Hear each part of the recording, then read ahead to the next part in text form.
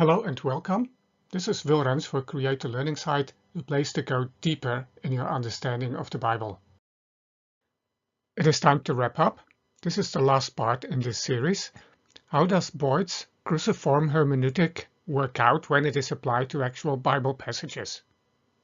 In the first volume of The Crucifixion of the Warrior God, Boyd posits the cross as the center and foundation of Christian theology. From this he derives what God can and cannot have said and done, violent portrayals of God in the Old Testament stand in contradiction to his conclusions. In the second volume, Boyd goes on to present his solution to this problem. He proposes 4 principles that explain what is really going on in such passages. In the final analysis, this does not seem to leave much in terms of open questions. The book pretty much presents a closed system that can now be imposed on the text. These are the 4 principles: cruciform accommodation, redemptive withdrawal, cosmic conflict, and semi-autonomous power. I will briefly discuss each of these 4 principles. First, the principle of cruciform accommodation. This mostly repeats things already covered in Volume 1. It does not appear to add much that is new. Boyd goes far beyond, again, a conventional understanding of accommodation, but is not very clear or upfront about this. Traditionally, accommodation has always been understood as something God does, adjustments he makes in order that people can understand him. To Boyd, it includes what people do to God to make him fit their cultural misconceptions when they write about him in Scripture. Does God present himself in a certain way, condescending to the level of humans, or do humans misrepresent him? This is the crucial question.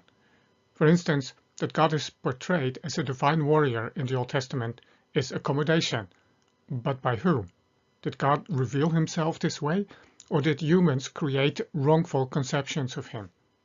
Is this depiction of God as a warrior his idea used to communicate something people could understand?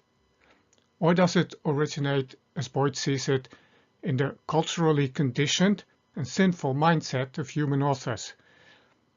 Boyd ascribes it to their twisted ways, his words, that distort God's true character, resulting in portrayals that show God engaged in sinful activity. Throughout, Boyd does not acknowledge the huge difference it makes whether God actively accommodated people's limitations or passively let people project their own misconceptions onto him, producing wrongful portrayals, ascribing to God things he never said or did, including things that are downright sinful. Arguments for the first kind of accommodation, something that's common and widely accepted, God obviously does this kind of thing, for instance when it comes to polygamy or slavery. Arguments for the first kind of accommodation are treated as evidence for the second kind, Boyd's unique understanding of it. Boyd's dogmatic insistence on non-violence leads him to state, rather than prove, that God was never involved in violence, not even reluctantly. If we find violence in the text, this must therefore be the result of human distortion to which God acquiesces. As a further consequence, war is always a lack of faith on Israel's behalf, according to Boyd. When Israel takes up the sword, it is thereby expressing its unwillingness to trust in God. God would really have preferred to fight in a very different way. This also applies to the conquest of Canaan. Boyd argues that, quote, Yahweh originally hoped to relocate the indigenous population and get his people into the land non-violently. If Israel had fully trusted in God, it would never have had to fight any battle with the sword, not even against the Amalekites in Exodus 17, so Boyd. Second, the principle of redemptive withdrawal. This means God brings judgment on people by simply withdrawing from them, thereby allowing them to experience the destructive consequences that are inherent in their sin. but that are typically brought about by means of other agents who were already bent on destruction. In part, this is simply the result of reaping consequences. But it can also come about by God withdrawing and allowing others to do the harm that these already have in mind. Either way, God is not actively involved in any of the resulting violence. Perhaps the most obvious example of this in the Old Testament is God withdrawing his protection from Jerusalem and so allowing the Babylonians to come and destroy the city. There is truth to this. Sin does indeed have negative consequences. There is an organic connection that can be expressed in the metaphor of sowing and reaping. In Romans 1, God gives people up to their evil passions. And it's not uncommon to read in the Old Testament how God hides his face or otherwise withdraws his presence as an expression of judgment. Sin and evil show an inherent self-destructive tendency. In addition, Scripture often shows what Boyd calls a dual speech pattern, in which statements that someone did something can be synonymous with stating the person allowed something or indirectly made it happen. This especially applies to kings, including God, because everything that takes place in their realm happens under their authority and can therefore, in some sense, to be said to be their doing. In this context, Boyd also speaks of metonymy of subject.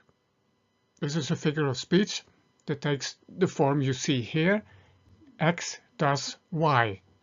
But in reality, X either declares, permits, foretells, or allows Y to happen. So the verb to do stands for one of these other activities. In God's case, he may be said to do something when he merely declares or allows it. One example of this is the death of the firstborn in Egypt, which is announced as God's action in Exodus 11 and 12, but is actually executed by the destroyer in Exodus 12 verse 13. In addition to all the above, Boyd often refers to God's Aikido-like strategy. Aikido is a defensive martial art in which the force and aggression of an attacker are turned back upon himself. This, so Boyd, is how God often deals with evil. He turns it back upon itself so that it self-destructs and so that God accomplishes his purpose without having to use violence himself. So, what to make of this? I must say I find this section one of the best in the book. However, much that's said here is not new, nor does it represent redefinition based on Boyd's cruciform hermeneutic. Much of this can be seen in the Old Testament text itself. In addition, this works well for broad or general judgments in which God indeed merely needs to step aside and let things run their course. But can we always, so to say, exonerate God so easily from his responsibility for what happens? What if the judgment is specific and restricted in focus, such as that of Sodom and Gomorrah, the firstborn in Egypt, and of the gang of Korah, Dathan, and Abiram in Numbers 16? As we will see in the next section, Boyd ascribes these judgments to forces of evil rather than to human agents, but the question remains. If God's passive allowance for others to do harm is so specific and immediate, does it really make such a difference whether he executes the judgment himself or leaves this for others to do? And then finally, a third criticism. This section raises serious questions about how God will overcome evil. Yes, there are examples where evil self-destructs and where sin brings punishment upon itself. But is this the whole story? Will evil, including Satan and his forces, self-destruct in the end?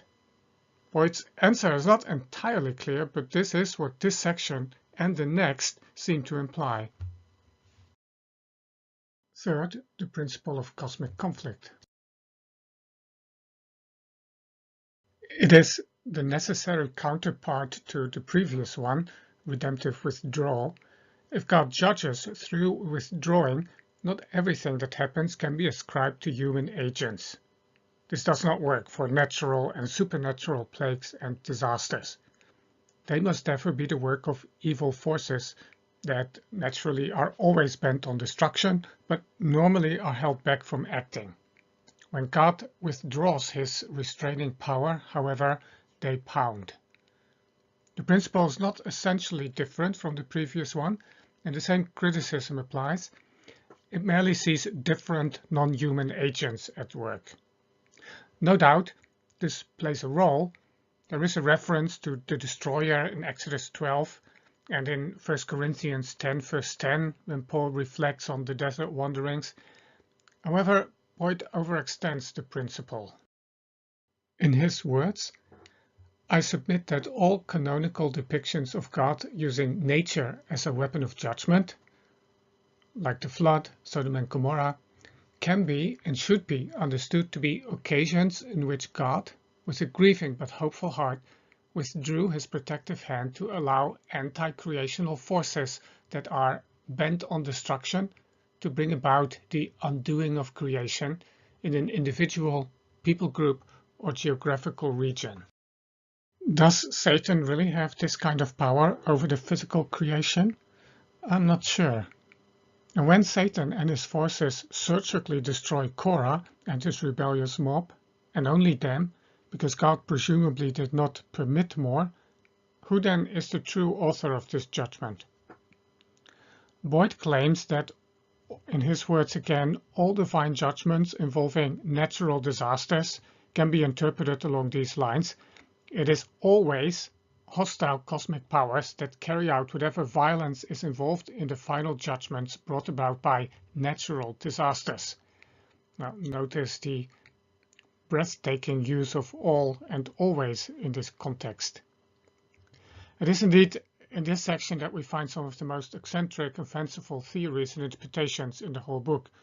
For instance, Boyd turns angels into gods, as if the terms are synonymous, and the prince of Persia in Daniel 11 therefore becomes, so literally, the god of Persia. And these gods or angels are not completely and irreversibly evil or good. Boyd dives deep into the mythology of the Canaanites and other people groups of the ancient Near East. Numerous mythological elements, such as Leviathan, can indeed be found in the Old Testament, as they are used in various ways by biblical authors. In my opinion, however, Boyd gets this material exactly wrong by remythologizing the biblical worldview, as if the authors do not only borrow bits and pieces of mythological material, but also uphold the worldview that's behind it. But this is a subject for another podcast. Boyd populates the invisible world with cosmic forces and evil monsters acting as independent agents, and this enables him to turn natural violence, which would otherwise have to be interpreted as acts of God, into acts of demonic powers. And so it was not God who caused Pharaoh's army to drown, but an evil power personified in mythology as the unruly sea. Quote, the anti-creation of chaos monster was permitted to do what it always yearns to do, namely devour all it can devour, which also makes this an example of evil caving in upon itself and self-destructing. Likewise, it wasn't God who sent the flood in Genesis. God withdrew his sustaining presence and cosmic forces of destruction then undid his creation, returning it to the tohu vabohu, the emptiness of the beginning. Consequently, God is not implicated in what Boyd calls the greatest massacre recounted in Scripture. Or is he? It was still a massacre, and it was still a judgment of God. The last principle is that of semi-autonomous power. It asserts that, quote, when God entrusts agents with supernatural authority, he does not meticulously control how these agents use this authority, unquote. To some extent, the power resides with them and can be abused. I find this principle the hardest to assess. To what extent can we wield God-given power semi-autonomously, and to what extent does it require God's active participation? One example Boyd uses is that of the staff of Moses. Did the power reside in this object? When Moses hit the rock with his staff, contrary to God's instruction, water splashed out. Does this prove that its power worked independently from God's direct involvement? Possibly, but I'm not entirely convinced. Boyd uses this principle to explain an incident in Elijah's life. Once again, I take issue with Boyd's judgmental stance and failure to consider alternative explanations or interpretations. In 2 Kings chapter 1, Elijah twice calls for fire from heaven that consumes a band of soldiers who have come to take him to the king. In Luke 9, when James and John want to do the same thing with the village of Samaritans refusing to receive them, Jesus rebukes them. The two situations are wildly different, so it is conceivable that what is wrong in one situation might still be right in the other. However, this is not an option Boyd considers. It is clear to him that Elijah abused his God-given power. Therefore, Jesus would have rebuked Elijah for this murderous supernatural feat had Elijah carried it out during Jesus' ministry. And, in any event, the ruthless character Elijah displayed in this needless slaughter, that is, of the 400 Baal priests, renders it unsurprising when he later used divine authority to needlessly incinerate 100 men. One wonders why Elijah gets any positive mention in the New Testament at all. At any rate, this is the least important of the 4 principles, and it only gets 1 chapter in Boyd's book. It has been a long journey. Before I close, I do want to make it clear that I do not doubt Boyd's motivation or his commitment to Christ. I admit the issues he addresses are tough and in part uncomfortable and therefore in need of serious thought, but obviously I prefer a different answer.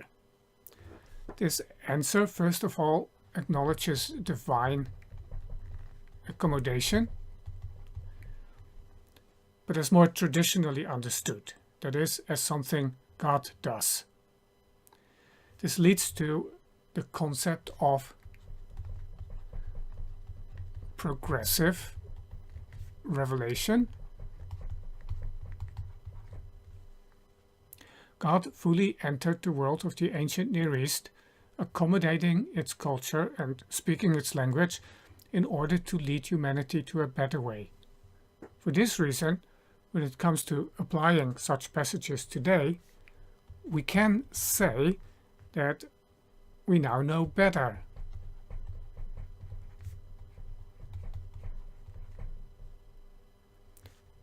But without judging those who lived and acted back then at a different stage of this unfolding revelation. And I believe the biblical record of those earlier stages deserves a reading that is more sensitive to the rich literary and cultural nuance of the relevant texts than Boyd often seems to manage. I'm also convinced that any credible answer needs to leave room for open questions. Closed systems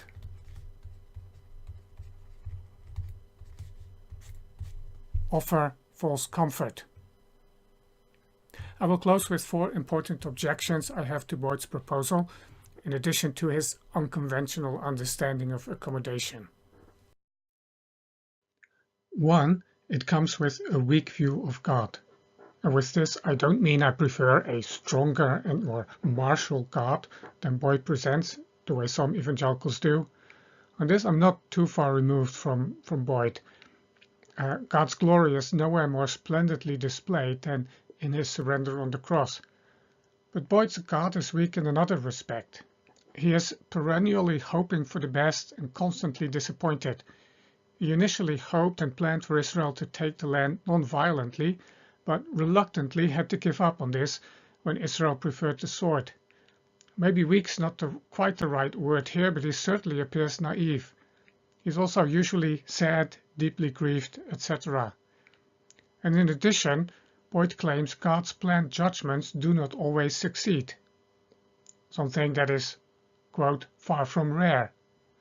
When it comes to Leviathan and Behemoth in the book of Job, those two monsters representing chaos, Boyd tells us that Yahweh must combat them to preserve order in the world, and even he needs a sword as he engages them.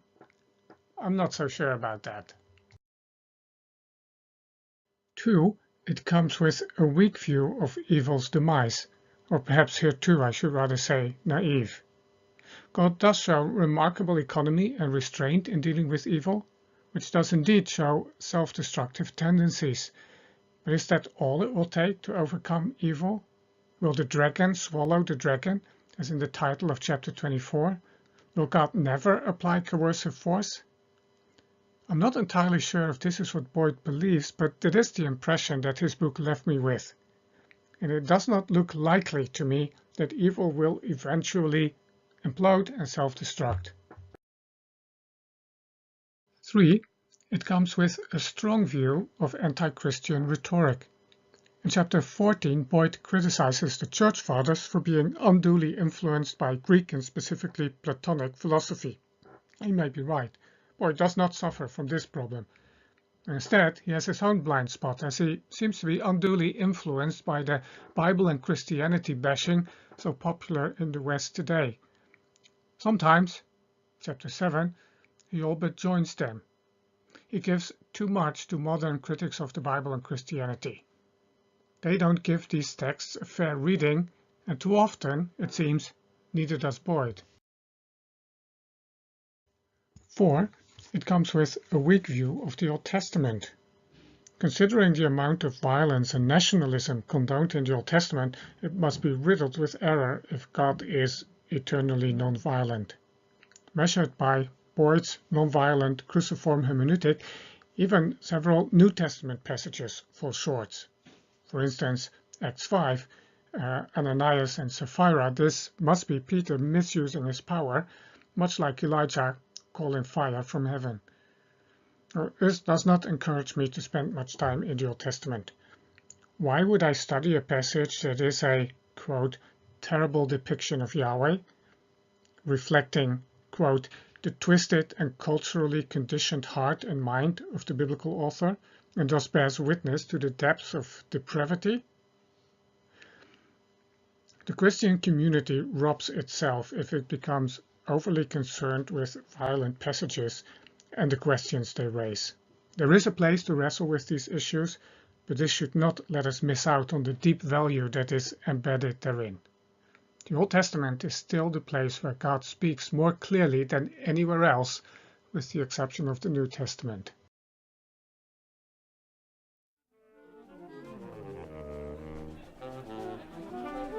The show